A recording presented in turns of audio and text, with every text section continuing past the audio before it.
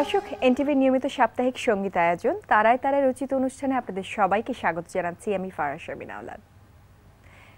এই মে মাসে জন্ম হয়েছিল বাংলা সাহিত্য এবং ভাষার দুই মহান মনীষীর, রবীন্দ্রনাথ ঠাকুর এবং কাজী নজরুল ইসলাম।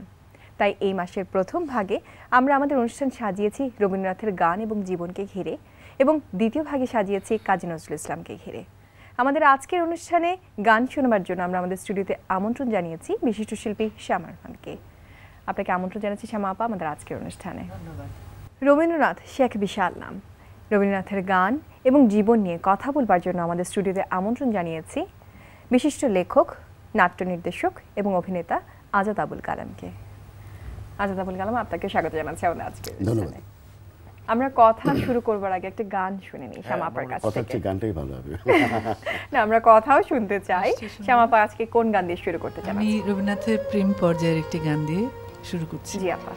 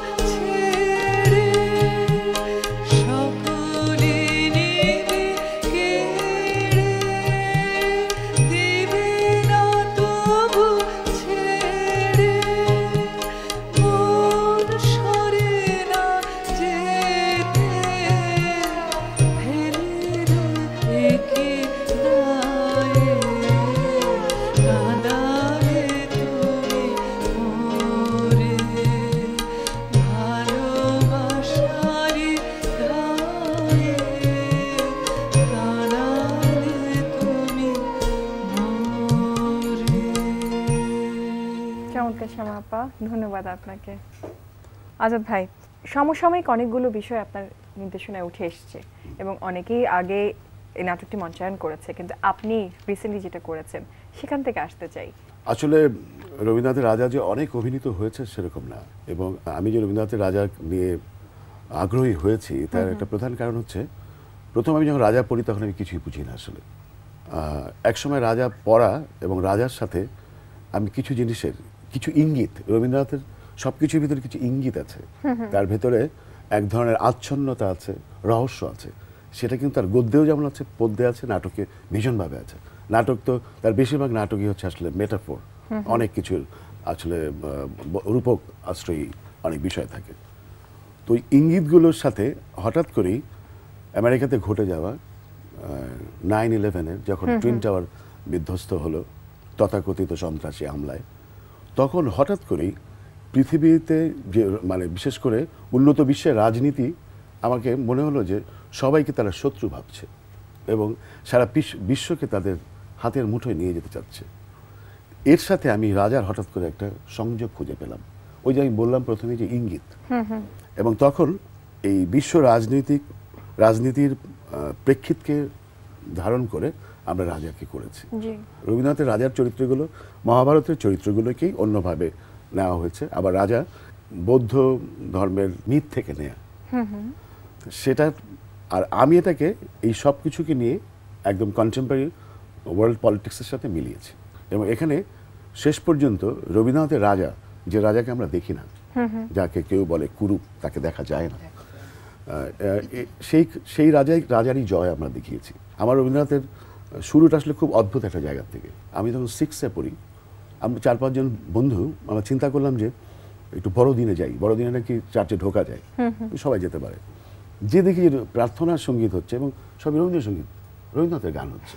এই যে রবীন্দ্রনাথকে আবিষ্কার করা, যে উনি অনেক কোনো নির্দিষ্ট একটা সেক্টরকে বিলং করেন না, উনি হচ্ছে একটা প্রতীক। আমি যদি এটাকে বাঙালি বলি, বাংলা ভাষী, সারা পৃথিবীর মানুষের জন্য একটা সিম্বল উনি। এই যে সামগ্রিক রবীন্দ্রনাথকে ধরতে চেষ্টা করা একটা প্রয়াস হচ্ছে রাজা এবং অন্যান্য। আরেকটা গান দিয়ে শুরু করতে চাই, পূজা পর্যায় থেকে একটি গান।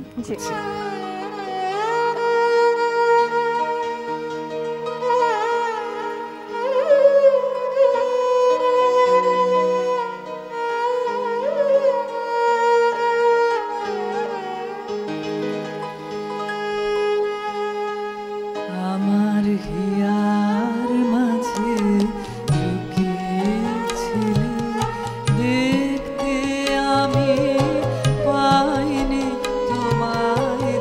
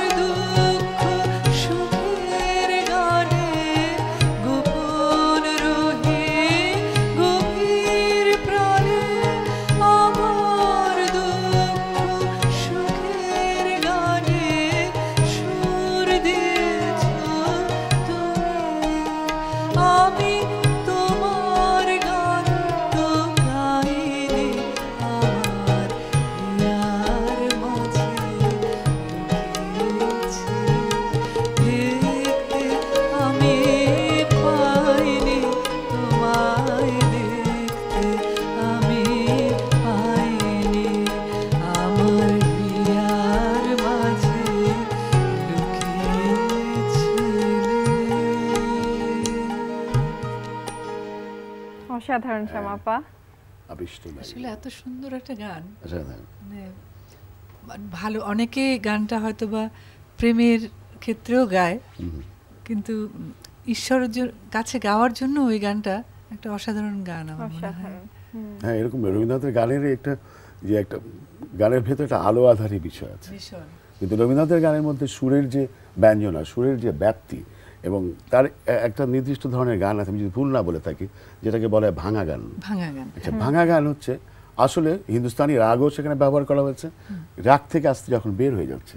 ইউরোপিয়ান, তার তো একটা বড় এক্সপোজার হয়েছিল, ইংল্যান্ডে ছিলেন, শুধু তাই না, ওনার অনেক বিদেশি সুরের সারা পৃথিবী ঘুরেছেন। সেটাই, উনি যা ভালো লেগেছে, কিন্তু উনি নিজের মতো করে কিন্তু সেই সুরটা ঠিক রেখে ওভাবে কথা বসিয়ে সেই অনেক গান, তার এই যে তার যে গানের যে বিশাল আয়োজন এবং তার যে এই যে কত রকমের গান, এর কোনো শেষ নাই। এটা হচ্ছে এই রহস্যটা কিরকম, এটা হচ্ছে এটা বিগ ডায়মন্ড, যদি ফাইনালি কাট করা থাকে, পলিশ করা থাকে, তখন কিন্তু অনেক ধরনের আলো ছড়ায়।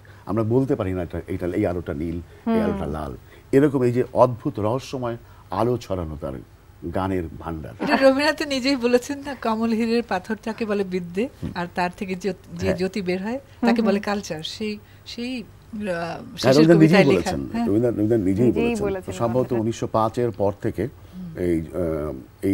ওনার এই ঝোঁকটা তৈরি হয় যে বাউল সঙ্গীত, কীর্তন, এগুলিকে কিভাবে রাস্তার গান, পথের গান, মাঠের গান, এর জন্য আমরা বাউল সঙ্গীতের ক্ষেত্রে, লালনের সঙ্গীতের ক্ষেত্রে আমরা সাধারণত রবীন্দ্রনাথকেই মনে করি যে রবীন্দ্রনাথের জন্যই সর্ববিশ্বে। এটা একটা যেমন বলা হচ্ছে লালনের সাথে ওই পরিবারের একটা যোগাযোগ হয়েছিল, কিন্তু সেটা রবীন্দ্রনাথের সরাসরি যোগাযোগ নয়, কিন্তু তার একটা এক ধরনের ইনফ্লুয়েন্স তো নিশ্চয়ই ছিল, যার জন্য আমরা যদি বলি যে গগনহর করা একজন চিঠি বাহক, উনি মাঝে উনি গান গাইতেন, কিন্তু উনি কিন্তু চিঠি বিলি করার ডাক বিভাগের একজন লোক ছিলেন, এবং রবীন্দ্রনাথকে উনি চিঠি দিয়ে যেতেন। গল্পটা আমরা শুনেছি প্রায়। হ্যাঁ, তো সেই তার গান শুনে মুগ্ধ হয়ে ওই সুর রেখে উনি বিখ্যাত গান রচনা করে ফেলেন, যেটা আমাদের জাতীয় সঙ্গীত হয়ে গেল। ওনার 40 বছর বয়স পর্যন্ত ওনার যেটা ছিল যে ওনার উপস্থিতিটা বোঝা যেত, যে সঙ্গীতে হোক, ইয়েতে হোক, যে উনি যে আছেন, মানে ইমপার্সোনাল ছিলেন না। কিন্তু 40 বছর বয়সের পর থেকে গান আছে, সঙ্গীত আছে, কিন্তু ওনাকে আর দেখা যেত না। উনি একটা নির্লিপ্ত জায়গায় তখন অলরেডি চলে গিয়েছেন, যে লুক অ্যাট মি, এই ব্যাপারটা 40-এর পার হতে হতেই চলে গেছে। এটা আসলে একটা নৈবেক্তিক জায়গায় চলে যাওয়া আর কি। যেমন 40-এর আগ পর্যন্ত উনি একদম ঘোষণা করার মতো গানও আছে, যে সবকিছু যেন বলে দিচ্ছেন, যে তোমার এই করিয়াছে জীবনের ধ্রুব তারা, এবং সেই তুমিটাকে, এগুলো একদম স্পষ্ট হয়ে যাচ্ছে তখন। কিন্তু 40-এর পরে ওনার এই গানের বিষয় যেমন বিস্তৃতি ঘটা শুরু করে, এবং ওনার উপস্থিতি গানের মধ্যে কোথায় যেন অনেক দূরবর্তী হয়ে যায়, মনে হয় অনেক দূর থেকে উনি লিখছেন। তখন আর একে শুধু গান মনে হয় না, মনে হয় যে উপর থেকে আসছে কিছু কথা। লঘু বর্ষা, বেশি বর্ষা, কম বর্ষা, বর্ষায় আনন্দ, বর্ষায় বিষাদ, এবং বর্ষায় একদম ধ্যানস্থ, এরকম এত রকম ভেদে 100-র উপরে গান আছে, যেটা তার 65 বছর ধরে শুধু এই, যদি আমি বর্ষার গানের কথাই বলি, যে এত বছরে এইগুলো গান লিখেছেন, 100-র উপরে শুধু বর্ষার গানই, মানে ঋতু, তারপরে যে প্রকৃতির যে তার সে যে একটা প্রকৃতির মতোই আর আসলে, এবং প্রকৃতি এবং সে যে মানে এতটাই অঙ্গাঙ্গিভাবে জড়িত, যে এই ব্যাপকতাকে আসলে এরকম আমরা অল্প কথার মধ্যে দিয়ে শেষ করা অসম্ভব একটা ব্যাপার। এই যে চমৎকার ভাবে এত কিছু শেয়ার করলেন আমাদের সাথে, আপনাকে অনেক ধন্যবাদ। আর আমরা অনুষ্ঠানের প্রায় শেষের দিকে চলে এসেছি, তো আমি দর্শকদের কাছ থেকে বিদায় নিয়ে নেব। আপনাকেও আগেই ধন্যবাদ জানিয়ে নিচ্ছি। আপনার গান দিয়ে আমরা অনুষ্ঠান শেষ করব। নিশ্চয়ই। প্রিয় দর্শক, সময় একেবারে শেষের দিকে, আমরা গান শুনতে শুনতে অনুষ্ঠান আজকের পর্ব এখানেই শেষ করব। পরবর্তীতে আবারও হাজির হব আরও কিছু গান নিয়ে। সে পর্যন্ত সবাই ভালো থাকুন, সুস্থ থাকুন, সেই কামনাই করছি। শ্যামা আপা।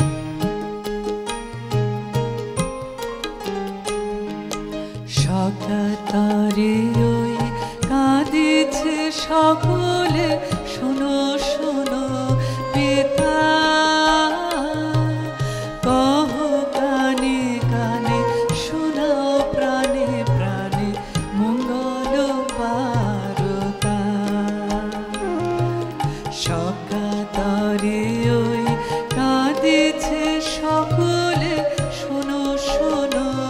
পিতা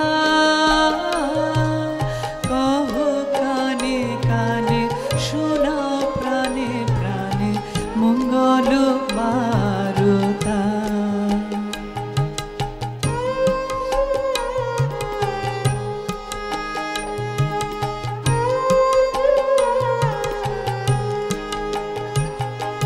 ক্ষুদ্র আশা নিয়ে রয়েছে বাঁচিয়ে সদাই ভাবনা, যা কিছু পায় হারায় যায় না মানে সান্ত্বনা, যা কিছু পায় হারায় যায় না মানে সান্ত্বনা, যা কিছু পায় হারায় যায় না মানে সান্ত্বনা। সজ্ঞাতরে ওই কাঁদিছে সকলে, শোনো শোনো পিতা কহ কানে কানে শোনাও প্রাণে প্রাণে মঙ্গল বারতা।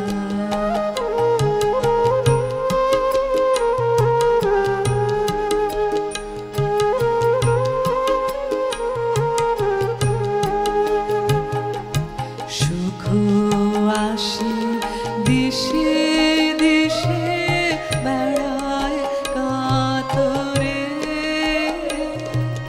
মরীচিকা ধরিতে চায় এ মরু প্রান্তরে, মরীচিকা ধরিতে চায় এ মরু প্রান্তরে, মরীচিকা ধরিতে চায়